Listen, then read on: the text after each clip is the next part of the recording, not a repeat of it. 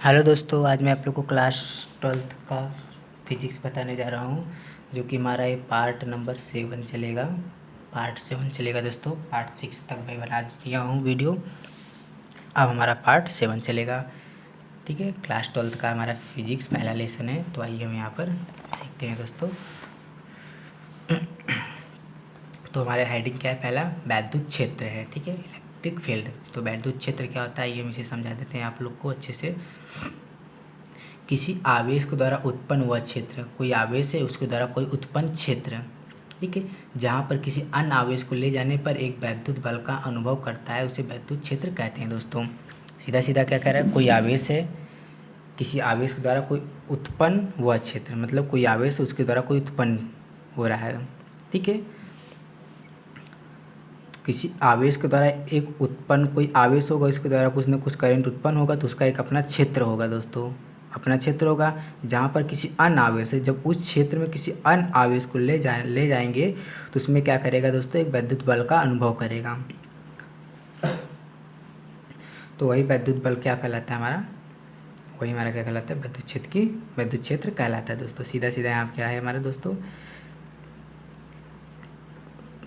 ठीक है दोस्तों, यहाँ पर कोई आवेश के द्वारा उत्पन्न कोई क्षेत्र है, आवेश के द्वारा उत्पन्न कोई क्षेत्र है, इसमें कोई अन्य आवेश ले जाएंगे तो इसमें एक वैद्युत बल का अनुभव करेगा दोस्तों।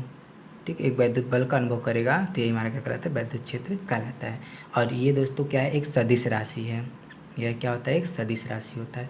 इसे हम ई से दिखाते हैं दोस्तों। मात्रक होता है न्यूटन प्रति कूलाम होता है। बीमा होती है, बीमा भी आप लोग को इसका बता दे रहे हैं। पहले इसका सूत्र देख लीजिए। बीमा हमारा यहाँ पर है दोस्तों। तो इसका सूत्र जो है हमारा, ये इसकी बीमा है दोस्तों ये। तो यहाँ पर इसका जो सूत्र होता है, इसे ई से दिखाते हैं। E=F/Q होता है दोस्तों। ठीक है दोस्तों, जो आवेश होता है इसे वैद्युत क्षेत्र में ले जाने पर एक वैद्युत बल का अनुभव करता है। ठीक है दोस्तों, वैद्युत बल का अनुभव करता है, यही हमारा क्या कहलाता है? वैद्युत क्षेत्र कहलाता है। ठीक है दोस्तों, इसकी मात्रा क्या होता है? न्यूटन प्रति कूलाम होता है। तो हमारा सूत्र है। अब इसकी जो बीमा होती है दोस्तों, बीमा बता रहे हैं। एफ की बीमा क्या होती है? mL/2 होती है। आवेश की बीमा याद कर लीजिए दोस्तों, AT होती है। याद कर लीजिए दोस्तों, बार बार यही सब पूछा जाता है। तो एफ की बीमा mL/2, आवेश की बीमा AT होती है। तो mL/2 ऊपर एफ का स्थान पर रखेंगे, बटे आवेश का स्थान क्या रखेंगे? AT रखेंगे। ठीक है दोस्तों, अब AT जब ऊपर जाएगा, तो यहाँ तो दो तो है, ये पहले से ही है। अब ये ऊपर जाएगा तो ये भी इनवर्स माइनस में हो जाएगा। जब ऊपर जाएगा तो माइनस भी ए भी हो जाएगा। तो माइनस में ये भी हो जाएगा, -1 हो जाएगा। यहाँ ऊपर जाएगा तो -1 और -2 हो जाएगा, -3 हो जाएगा। और ए भी ऊपर जाएगा तो ये भी माइनस में हो जाएगा, मतलब -1 में होगा दोस्तों। यहाँ भी ए भी हमारा क्या हो जाएगा? -1 में हो जाएगा। ठीक है, तो ये हमारी क्या हो जाएगी? इसकी बीमा हो जाएगी दोस्तों। क्लियर हुआ दोस्तों? अब आगे वैद्युत क्षेत्र की तीव्रता समझ लेते हैं। वैद्युत क्षेत्र की तीव्रता, एकांक परीक्षण आवेश। अब एकांक परीक्षण आवेश क्या होता है दोस्तों? Q0 जो होता है हमारा, वो एकांक परीक्षण आवेश होता है। ये यहाँ पर है। एकांक परीक्षण आवेश पर किसी वैद्युत क्षेत्रफल द्वारा, एकांक परीक्षण आवेश पर किसी वैद्युत क्षेत्रफल द्वारा लगाया गया बल क्षेत्र की तीव्रता कहलाती है। ठीक है दोस्तों, सीधा सीधा क्या कह रहा है? एकांक परीक्षण आवेश पर, ये हमारा क्या है? एकांक परीक्षण। सूत्र से ही देखिए, समझिए। एकांक परीक्षण आवेश पर किसी वैद्युत क्षेत्र द्वारा ये हमारा क्या है? अब हमारा क्या होगा? वैद्युत क्षेत्र के द्वारा लगाया गया क्या? लगाया गया बल हमारा क्या कहलाता है? क्षेत्र की तीव्रता कहलाती है। वैद्युत क्षेत्र की तीव्रता कहलाती है। ठीक है दोस्तों, अब यहाँ पर मात्रक समझ लेते हैं। न्यूटन प्रति कूलाम, ठीक है, या वोल्ट प्रति मीटर भी होता है। ठीक, क्लियर हुआ दोस्तों? ये हमारा इसका क्या होता है? मात्रक होता है। ये हमारा डिफिनेशन है। ठीक है दोस्तों, अब आगे समझते हैं।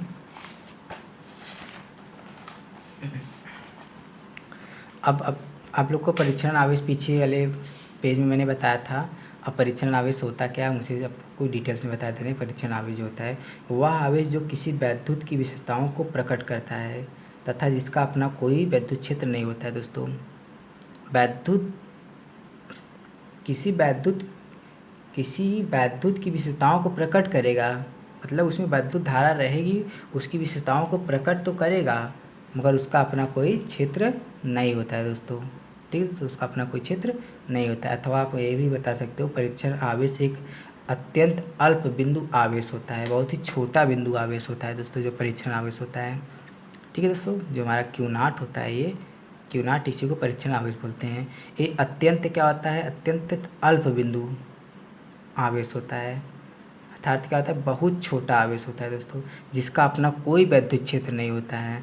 यह एक काल्पनिक आवेश है, इसे हम एक काल्पनिक आवेश मानते हैं। ठीक है दोस्तों, अब आगे समझते हैं इसका व्यंजन कैसे प्राप्त होगा। वैद्युत क्षेत्र की तीव्रता से इसका व्यंजन प्राप्त करते हैं दोस्तों। वैद्युत क्षेत्र की तीव्रता है क्या दिखाते हैं, वेक्टर ई से दिखाते हैं। तो परीक्षण आवेश का व्यंजन प्राप्त करने के लिए वैद्युत क्षेत्र की तीव्रता का हमको सहारा लेना पड़ेगा। तो आइए समझते हैं कि यहाँ पर क्या दो आवेश है। ठीक है दोस्तों, यहाँ पर आवेश ये आवेश यहाँ पर रखा मैंने परीक्षण आवेश पर मैंने बिंदु P रखा है। ठीक है दोस्तों, इसके बीच की दूरी क्या होती है, R होती है, इतना तो आपको पता ही होगा। ठीक है, अब यहाँ परीक्षण आवेश पर इसकी दिशा इधर है, इसकी दिशा इस साइड है, इसका बल इसी साइड लग रहा है दोस्तों। तो यहाँ पर हमारा क्या हो जाएगा, F हो जाएगा। क्लियर हुआ दोस्तों, अर्थात इसके द्वारा इस पर बल लग रहा है तो इसकी दिशा इधर होगी। ठीक है दोस्तों, तो हमारा जो वेक्टर E इक्वल टू क्या हो जाएगा, F/Q0 हो जाएगा। F/ क्या हो जाएगा, Q0। कूलाम के नियम से क्या हो जाएगा, F इक्वल टू क्या होता है, 1/4πε0 ε0 Q1 Q2 होता है, मगर हमने यहाँ पर क्या रखा, परीक्षण आवेश रखा, इसलिए हमें आपको हो जाएगा Q0 हो जाएगा R²। ओके, तो अब यहाँ पर F के स्थान पर यही मान रख दीजिए। तो F के स्थान पर E equal to 1/4πε0 Q1 Q0/R², और बटे नीचे परीक्षण आवेश Q0 है, ये है।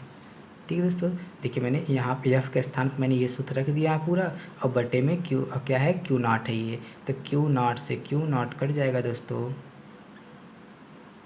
क्या हो जाएगा, Q0 से Q0 हमारा कट जाएगा, तो हमारा बचेगा जो सूत्र E इक्वल टू 1/4πε0 Q1/R², ये हमारा सूत्र निकल जाएगा। ठीक है दोस्तों, ये हमारा एक सूत्र बन जाएगा।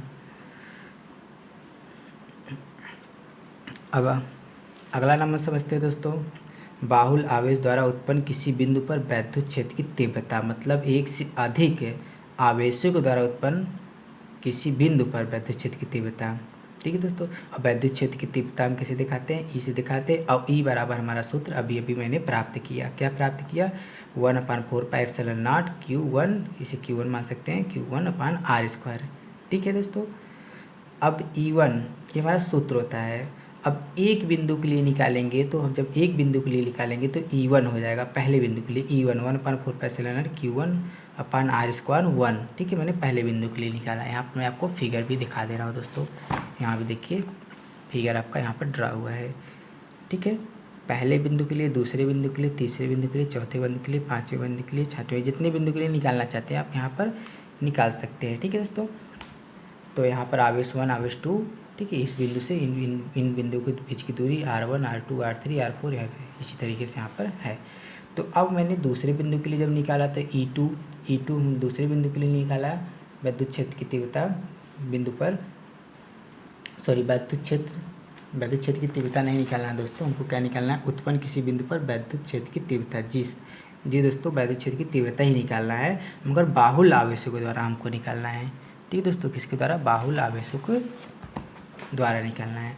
तो मैंने आप लोग को E1 बता दिया। अब यहाँ पर E2 इक्वल टू 1/4πε0 Q2/R², 2 हो जाएगा दोस्तों दूसरे के लिए। तीसरे के लिए हो जाएगा E3, वही सूत्र रख दीजिए, बस Q3 रख दीजिए और R3 रख दीजिए। फिर E4 के लिए निकालेंगे तो वही सूत्र रख दीजिए, बस आवेश Q4 हो जाना चाहिए और दूरी R4 होना चाहिए। अब पाँचवें के लिए निकालेंगे तो आवेश क्या हो जाएगा, Q5 हो जाएगा, दूरी 5 हो जाएगी, Q_R² 5। अब क्या करेंगे, सभी का अध्यारोपण कर देंगे, सभी को क्या कर देंगे, जोड़ देंगे। ठीक है दोस्तों, तो E टोटल वैद्युत क्षेत्र की तीव्रता क्या हो जाएगी, टोटल, तो E1 E2 E3 E4 E5 dash dash dash dash अनंत तक। ठीक है दोस्तों, क्या जाएगा, ये अनंत तक जाएगा। तो अनंत तक जाएगा तो अब जहाँ तक हमको निकालना है हम इसी से निकाल सकते हैं। तो हमने इसमें 5 तक आपको बताया, तो यहाँ पर रख दीजिए ई टोटल E1 का मान 1/4πε0 Q1/r² 1, और इसी तरीके से Q2r² 2 हो जाएगा 1/4πε0 Q3, मतलब सबका मान मैं रख रहा हूँ दोस्तों। E3 का मान यहाँ मैंने रखा, प्लस E4 का मान देखिए यहाँ पर मैंने रखा, प्लस E5 का मान मैंने यहाँ पर रखा, सबका मान मैंने रख दिया। अब इस सभी में हमको दिख रहा है 1/4πε0 1/4πε0 1/4πε0 1/4πε0 1/4πε0, सभी में क्या है, कॉमन है। तो मैंने सभी में से 1/4πε0 यहाँ पर कॉमन ले लिया। जब कॉमन ले लिया तो हमारा बचा क्या हमारा E1 r² 1 Q1 r² 1 Q2 r² 2 Q3 r² 3 Q4 r² 4 Q5 r² 5, ये हमारा टोटल निकल गया दोस्तों। अब इसका थ्योरी जो है हम इसे समझ लेते हैं दोस्तों। भिन्न भिन्न आवेशों के द्वारा किसी एक ही बिंदु पर, देखिए दोस्तों, भिन्न भिन्न आवेश मैंने लिया Q2 Q1 Q2 Q3 Q4 Q4 Q5, भिन्न भिन्न आवेशों के द्वारा किसी एक बिंदु पर उत्पन्न वैद्युत क्षेत्र की तीव्रता ज्ञात करने के लिए हमें अलग अलग आवेशों के द्वारा उत्पन्न वैद्युत क्षेत्र की तीव्रता ज्ञात करके अध्यारोपित कर दिया जाता है। ठीक है दोस्तों, अलग अलग हमको क्या करना है, वैद्युत क्षेत्र की तीव्रता ज्ञात करके, देखिए दोस्तों यहाँ पर अलग अलग वैद्युत क्षेत्र की तीव्रता ज्ञात की है मैंने, अलग अलग वैद्युत क्षेत्र की तीव्रता ज्ञात करके हमको क्या कर देना है, अध्यारोपित कर देना है दोस्तों। ठीक है, अध्यारोपित मतलब इसको जोड़ देना है। ठीक है दोस्तों, तो मैंने यहाँ पर क्या कर दिया, अध्यारोपित कर दिया है। अब दोस्तों यहाँ पर ये हो गया। अब थैंक यू फॉर वॉचिंग दोस्तों।